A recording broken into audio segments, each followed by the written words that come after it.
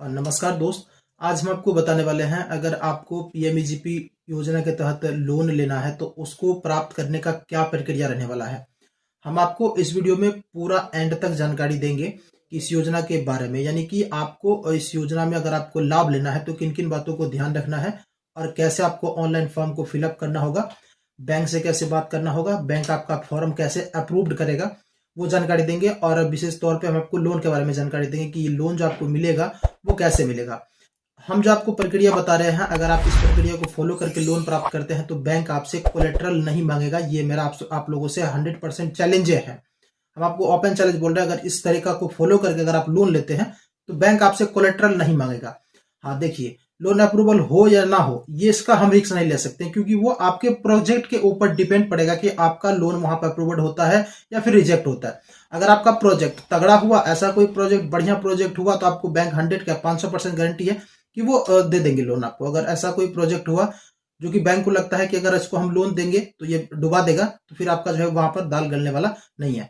अब आप कहिए कि प्रोजेक्ट क्या है। देखिए, ऐसा कोई आपको बिजनेस आइडिया लगा, मतलब ऐसा कोई बिजनेस आपको करना है जो कि आपके आसपास में ना चलता हो, जो कि सभी लोग ना करता हो। आपको कुछ अलग करना है और इन फ्यूचर में उस बिजनेस का आगे चल करके ज्यादा डेवलप हो। बस ऐसे ही आपको कुछ ऐसे कोई बिजनेस आइडिया लगाना है जो कि इन फ्यूचर डूबे ना, बर्बाद ना हो और उसका लॉन्ग लाइफ हो। इस तरह से आपको कोई जो है एक बिजनेस को टारगेट करना है और वही बिजनेस लेकर के जाना है, तो आपको लोन कर देगा। 100% है कि कर ही देगा। देखिए दोस्तों, और देखिए होता क्या है कि सभी बैंकों के पास ऑलरेडी टारगेट रहता है कि हमको पीएमजीपी योजना के तहत इतना इतना लोन बांटना है। सभी बैंकों के पास रहता है, लेकिन अगर आप ऐसे ही मुंह उठा करके चले जाएंगे ना, तो बैंक सीधा आपको मना कर देगा कि हम आपको लोन नहीं देंगे। मान लेते हैं जो सभी लोग करते हैं वही अगर आप भी करते हैं, तो फिर जैसे सभी लोगों को नहीं मिलता वैसे आपको भी नहीं मिलेगा। हम आपको पूरी जानकारी देने का इस वीडियो में कोशिश करेंगे, कैसे कैसे क्या आपको करना है क्या नहीं करना है। इस वीडियो को आप लोग एंड तक जरूर देखिएगा दोस्त। प्लीज वीडियो को लाइक आप लोग कर दीजिएगा, चैनल को सब्सक्राइब कर दीजिएगा। तो दोस्तों, पीएमजीपी योजना के तहत आपको लोन अप्लाई करने से पहले इसका लोन का फॉर्मूला आपको पता होना चाहिए कि लोन जो हमें मिलेगा कैसे कैसे मिलेगा। हम आपको एक एक करके सभी चीज समझाते हैं पीएमजीपी लोन के बारे में। देखिए, पीएमजीपी लोन जो है दोस्तों आपको 2 टर्म में मिलता है, मतलब 2 तरीके में मिलता है। वो भी हम आपको नीचे दिखाएंगे, लेकिन पहला बात कर लेते हैं कि ये जो है आपको 2 एरिया के बारे में यहाँ पर बताया गया है। तो आपको 2 एरिया के बारे में बताते हैं। पहला एरिया जो है वो रूरल एरिया यानी कि ग्रामीण क्षेत्र के लिए, दूसरा शहरी क्षेत्र के लिए। अगर आप ग्रामीण क्षेत्र से बिलोंग करते हैं तो आपको 35% इसमें सब्सिडी मिलेगा, यानी कि 35% पैसा माफ होगा।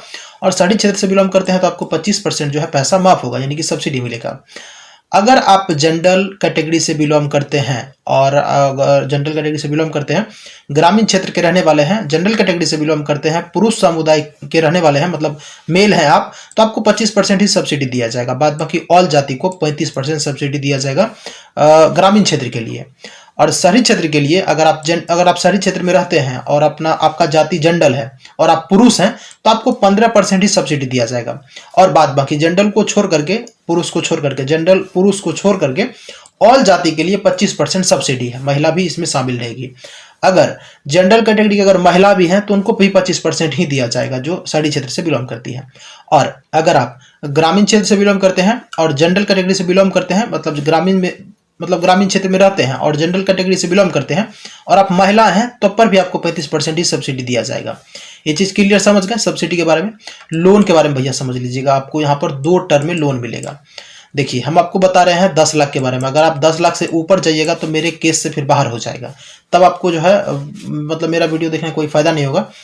क्योंकि भैया जो है, कहने वाले को क्या लगता है, कहने में क्या मतलब कहने में क्या दिक्कत है, कहने में कोनो पैसा लगता है, बोलने में कोनो पैसा लगता है। ऐसे बोल दिए हाँ आपको ये फॉर्म भर दीजिए, आपको 10 लाख मिल जाएगा, सॉरी 25 लाख मिल जाएगा, 50 लाख मिल जाएगा। रख दिया है कोई, क्या मतलब सड़क पर फेंका हुआ है, जाइएगा उठा लीजिएगा। संभव नहीं है दोस्त, जो संभव है वो बता रहे हैं। 10 लाख रुपया जो आप लोन लीजिएगा बैंक से, तो ये भी बैंक देने में आपको हिचकिचाएगा, लेकिन 10 लाख तक कर देता है। जब 10 लाख लोन होगा, 10 लाख आपका रिक्वायरमेंट होगा, तो बैंक आपसे कोलेटरल नहीं मांगेगा, मतलब कुछ कोई भी चीज गिरवी नहीं मांगेगा आपसे। इजी वे में आपका 10 लाख हो जाएगा। तो इसीलिए हम आपको 10 लाख का ही बता रहे हैं, ठीक है। अब यहाँ मान लेते हैं आपको 10 लाख अगर लोन होता है तो इसमें जो आपको प्रिंसिपल अमाउंट, ये आपको 2 टर्म में हो जाएगा। 60 और जो है 40 के रेशियो में आपका लोन बढ़ जाएगा, ठीक है। 60 और 40 के रेशियो में आपका लोन जो है वो बढ़ जाएगा। 60% यानी कि 6 लाख रुपया जो है आपको 6 लाख रुपया अलग हो जाएगा और 4 लाख रुपया जो है आपका अलग हो जाएगा। ये दोनों अमाउंट अलग हो जाएगा। 2 टर्म में आपका बढ़ जाएगा 10 लाख। अब यहाँ पर 60% जो इधर आपका बचा है, 60% में आपको 1 रुपया जो है नहीं दिया जाएगा। ये 60% आपका अलग जो है अलग अकाउंट में चला जाएगा, ठीक है। और ये 60% यानी कि ये 6 लाख में से जब भी आपको मशीन खरीदना हो या फिर दुकान का कोई भी सामान खरीदना हो, जैसे कि फर्नीचर वगैरह में दुकान बनाना हो, शेड बनाना हो, अन्य बहुत सारे खर्चे होते हैं जो कि हमें दुकान में सामान डालने के अलावा और भी कई सारे खर्च होते हैं। जैसे कि हम दुकान बना रहे हैं उसके लिए पैसा चाहिए, और फर्नीचर वगैरह का पैसा चाहिए, कोई मिल अगर बैठा रहे हैं तो मिल खरीदने के लिए हमको पैसा चाहिए, मशीन वगैरह खरीदने के लिए पैसा चाहिए। वो सब पैसा आपको यही 60% में से जाएगा डायरेक्ट उनके पास जिससे आप सामान लोगे, ठीक है। और ये जो आपका 40% बच जाता है, ये 40% आपका जो है आप निकाल सकते हैं इस पैसा को। लेकिन इनमें एक और कंडीशन है कि इसमें 15% जो है आपका और पैसा जो है वो बैंक रख लेगा। 40% जो है आपका वर्किंग कैपिटल है, इस 40% को आप निकाल लोगे। लेकिन इसमें जो है 15% जो आपका सीसी अमाउंट हो जाएगा, 15% वो बैंक ही रख लेगा। हालांकि वो पैसा आपका ही होगा, लेकिन समझिएगा थोड़ा ध्यान से, हम आपको समझाने का कोशिश करते हैं। देखिए ये 15% इसमें से निकाल दीजिए तो इसमें से बच जाता है 25%। इसमें 40% से 15 अगर निकालते हैं तो 25 बचता है, और 25% यानी कि 2.5 लाख। ये 2.5 लाख रुपया ही आपको केवल हाथ में मिलेगा, ठीक है। ये 2.5 लाख मिलेगा। आप उस 2.5 लाख में से अपना सामान, मतलब पूंजी जिसको बोलते हैं, वो आपका 2.5 लाख रुपया हो गया पूंजी आपका, ठीक है। 2.5 लाख को आप जहां चाहें वहां यूज कर सकते हैं। अब ये सीसी आपका सीसी अमाउंट जो 15% जो सीसी अमाउंट हुआ, यानी कि 1.5 लाख रुपया जो आपका सीसी हुआ है, इन पैसा को, ये पैसा बैंक इसलिए रखता है ताकि अभी देखिए आप नया नया बिजनेस खोल रहे हैं, हो सकता है आपका 2 महीना, 4 महीना, 5 महीना या फिर 1 साल जो है आपका बिजनेस ना चले, तो उस केस में आप क्या करेंगे, आपके पास जब मान लेते हैं बिजनेस ही नहीं चला तो ईएमआई तो नहीं दे पाइएगा। जब आप ईएमआई नहीं दे पाइएगा तो आपको ये सीसी अमाउंट में से ना 15% आपको ये 15% में से आपका लोन जो है, किस्ती जो है वो कट जाएगा। और ध्यान में रखेंगे कि ये 60% में से मान लेते हैं अगर जो पैसा बच रहा है, मान लेते हैं 60% खर्चा नहीं हुआ सामान में, तो जितना भी खर्चा होगा उतना का ही आपको जो है इस पर इंटरेस्ट देना होता है, ठीक है। जो भी इंटरेस्ट लगे वो आपको देना होता है। और ये 40% में भी जितना पैसा आप निकालोगे उतना ही आपको खर्चा, उतना ही आपको इंटरेस्ट देना पड़ता है। सेम उसी तरह से सभी अमाउंट में वही बात है, जितना पैसा आप निकाल करके खर्चा करोगे, जितना निकलेगा उतना पैसा जो है आपको, उतना पैसा का ब्याज देना होगा और उतना का इंटरेस्ट भी, उतना का ईएमआई भी देना होगा।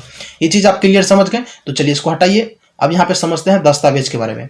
आपको इसमें आधार कार्ड लगेगा, पैन कार्ड लगेगा, जाति निवास लगेगा, ये 2 चीज लगेगा। 8वीं का मार्कशीट लगेगा, 8वां पास है तभी आपको मिलेगा। अब यहाँ पर आपको एक प्रोजेक्ट रिपोर्ट लगेगा और एक अनापत्ति फॉर्म लगेगा जिसको एनओसी बोलते हैं। ये अनापत्ति फॉर्म जो आपको हमारे टेलीग्राम चैनल पर मिल जाएगा, जाकर के वहां पर ज्वाइन कर दीजिएगा। डिस्क्रिप्शन में लिंक दिया हुआ है टेलीग्राम का, जाइएगा वहां पर सर्च करिएगा अनापत्ति फॉर्म या फिर एनओसी फॉर्म, तो आपको वहां पर मिल जाएगा। उसको डाउनलोड करिएगा और उसको बनवा लीजिएगा। उसमें जो है अपना डिटेल्स डालिएगा और आपके जो भी ग्राम प्रधान होते हैं या फिर मुखिया सरपंच, उसे आपको साइन करवा लेना है। देखिए वो फॉर्म इस चीज का होता है, वो फॉर्म के माध्यम से आप ये बताना चाहते हैं बैंक को कि हम जो है एक नया स्टार्टअप कर रहे हैं, और अपने पंचायत को भी बता रहे हैं कि हम एक नया बिजनेस स्टार्ट कर रहे हैं, जिससे हमारे पंचायत में रहने वाले लोगों को किसी तरह का कोई समस्या नहीं होगा, और हमारे पंचायत का इतना पॉपुलेशन है, ये चीज उस फॉर्म पे दिया रहता है। तो वो फॉर्म का आप डाउनलोड करेंगे और उसको भर करके अपने मुखिया सरपंच साइन करवा करके बैंक को आपको देना होगा। और ये प्रोजेक्ट रिपोर्ट भी आपको देना होगा। प्रोजेक्ट रिपोर्ट के ऊपर हम आपको वीडियो बना दिए हैं, जाकर के सर्च करिएगा तो आपको मेरे चैनल पर आपको मिल जाएगा। यहाँ पर इंटरेस्ट की बात करें तो 9% से 12% आपको एनुअली इंटरेस्ट इसमें लगेगा। लोन के बारे में पूरा प्रक्रिया समझा दिए हैं। अब हम आपको बताते हैं लोन अप्लाई करने का प्रोसेस। तो लोन अप्लाई करने का प्रोसेस दोस्तों 2 प्रोसेस है। पहला प्रोसेस जो है कि आप ऑनलाइन फॉर्म फिलअप कर दीजिए, और दूसरा प्रोसेस है कि आप ऑफलाइन फॉर्म फिलअप करिए। ऑफलाइन जब आप फॉर्म फिलअप करेंगे तो आपको उद्योग विभाग जाकर के फॉर्म को अप्लाई करवाना होगा, आप खुद से मत भरिएगा। बाद में अगर आपको लगता है कि हम खुद से फॉर्म भर लेंगे तो वो भी प्रक्रिया हम आपको बता देते हैं। गूगल क्रोम खोलिए, सर्च बार में आपको टाइप करना होगा PMEGP, इतना डालने के बाद सर्च कर लीजिए। जैसे फर्स्ट में लिंक आएगा इस पर आपको क्लिक कर देना होगा। जैसे ही आप इस पर क्लिक करेंगे इस तरह से देखिए यहाँ पर जो है पेज खुल जाएगा। ये प्रधानमंत्री का ऑफिशियल वेबसाइट है जहाँ से हम PMGP लोन के लिए फॉर्म को भरते हैं। यहाँ पर जो है आपको अप्लाई पर क्लिक करना होगा। जैसे ही यहाँ पर क्लिक करेंगे तो इस तरह से यहाँ पर पेज जो है वो खुल जाएगा। अब देखिए यहाँ से जो आप अपना प्रोजेक्ट रिपोर्ट भी डाउनलोड कर सकते हैं। देखिए यहाँ पर DPR पर जब आप क्लिक करेंगे तो एक आपको यहाँ पर एक जो है एक्सेल फाइल डाउनलोड होगा। इसको जब आप ओपन करेंगे तो इसमें आपको प्रोजेक्ट का डिटेल्स जो है वो मांगा गया है। जब यहाँ पे इसको खोलते हैं तो कुछ इस तरह से आपको ये खुलेगा। इसमें जो है आपको पूरा डिटेल्स डालना होता है। तो प्रोजेक्ट रिपोर्ट के ऊपर हम आपको पहले वीडियो बना करके जानकारी दे दिए हुए हैं, तो आप इस वीडियो को देखिएगा और प्रोजेक्ट रिपोर्ट भी बनवा लीजिएगा। मतलब खुद से भी आप बना सकते हैं, आपका जो है ये वैल्यू दे देगा। केवल आपको CA से वेरीफाई करवाना होगा, थोड़ा बहुत चार्ज दे करके CA से वेरीफाई करवा लीजिएगा तो आपका ये प्रोजेक्ट रिपोर्ट वैलिड हो जाएगा। CA से वेरीफाई नहीं करवाइएगा तो नहीं मानेगा बैंक। तो ये चीज करवा लीजिएगा। अब यहाँ पर फॉर्म भरने के लिए प्रक्रिया देखिए समझिएगा थोड़ा ध्यान से। ऊपर में जो है देखिए आपसे यहाँ पर आधार नंबर मांगा गया है, तो अपना आधार नंबर फिल करेंगे, या फिर आधार नंबर नहीं है एनरोलमेंट नंबर है तो वो भी आप यहाँ पे डाल सकते हैं। यहाँ पर आप लोगों से नाम पूछा गया तो अपना टाइटल सेलेक्ट करेंगे और यहाँ पर अपना नाम को डाल देंगे। अब यहाँ पर देखिए एजेंसी, तो एजेंसी आपको बताना है किस टाइप का एजेंसी है, जो भी होगा आप अपने अकॉर्डिंग यहाँ पर सेलेक्ट करेंगे। स्टेट यहाँ से बताना है आप कौन से स्टेट से बिलोंग करते हैं, जिला यहाँ से बताएंगे कौन से जिला से बिलोंग करते हैं करेंगे। नीचे करने के बाद यहाँ पर आपको जेंडर बताना है, मेल है फीमेल है, जो भी है अपने अकॉर्डिंग बताएंगे। जन्म तिथि यहाँ पर बताएंगे, आयु आपका यहाँ पर आ जाएगा। यहाँ पर श्रेणी कौन सी जाति से बिलोंग करते हैं वो बताएंगे, यहाँ पर दिया गया है। अब यहाँ पर जो है देखिए क्या पूछ रहा है, स्पेशल, यहाँ पर बता रहा है कि आप मतलब विशेष श्रेणी के बारे में पूछा गया है। अगर है तो आप यहाँ पर सेलेक्ट करिए, नहीं है तो यहाँ पर नोट एप्लीकेबल पर क्लिक करिए। योग्यता आपसे पूछा गया कहाँ तक पढ़े लिखे हैं, तो मिनिमम हमको अभी बोले 8वां पास होना चाहिए। तो अगर आप 8वां पास है तो यहाँ पर आप 8वां पास सेलेक्ट करिए, अदरवाइज जैसा भी होगा आप अपने अकॉर्डिंग इनको सेलेक्ट करेंगे। अब यहाँ पर जो है अपना पूरा पता लिखेंगे, कहाँ के आप निवासी हैं वो आप पूरा एड्रेस यहाँ पर फिल करेंगे, जिला ब्लॉक पिन कोड के साथ में फिल करेंगे। ये चीज डाल देने के बाद यहाँ पर आपको अपना फोन नंबर डालना होगा, इसमें डालेंगे, और एक अल्टरनेट नंबर होगा तो आप यहाँ पे भी डाल सकते हैं, अदरवाइज एक एक नंबर से आपका काम हो जाएगा। यहाँ पर ईमेल आईडी आप यहाँ पे डालेंगे, पैन कार्ड का नंबर है तो वो भी आप यहाँ पे डालेंगे।